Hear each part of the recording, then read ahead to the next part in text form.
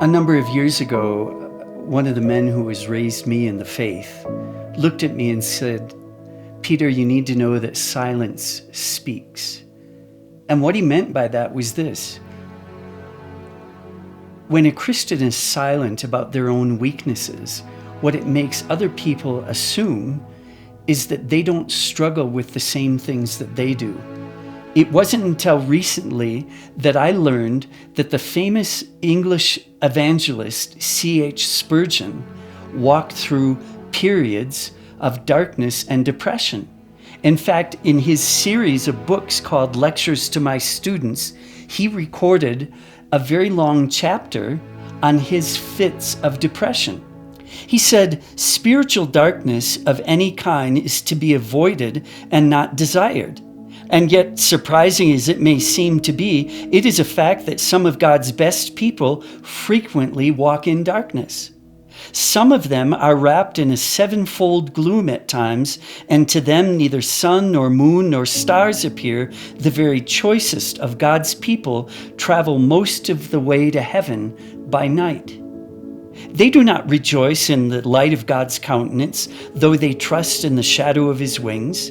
They are on the way to eternal light, and yet they walk that way in darkness. The best place to see a bright star is on a dark night. And sometimes some of us are living too close to large cities, and we can't see the stars. But it's when you get into deep darkness that you see the stars very clearly.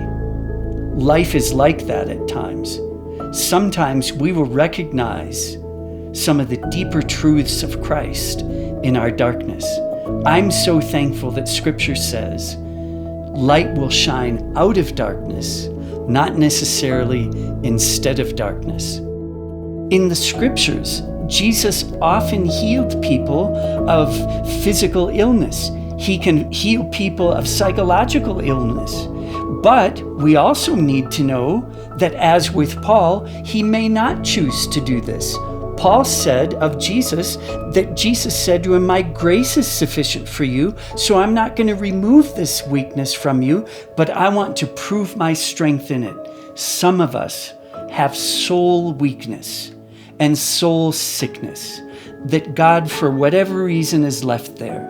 But we may know that his grace is sufficient and light can shine out of, not necessarily instead of, darkness. You're not alone. And Jesus is the one who would be very pleased to work through that darkness for the benefit and blessing of somebody else. Maybe, just maybe, God has entrusted a certain amount of darkness to you and to me, so that for those of us who know Christ are able to come alongside somebody who's walking through darkness themselves, put our arm around them, and just say 2 words to comfort them. I understand. Sometimes that's the only thing that a person walking in darkness needs, is somebody who walks that same road to come along and say, I not only understand, but I've discovered Christ who lives in my darkness with me. Light shall shine out of darkness so that the power may be of him and not for ourselves.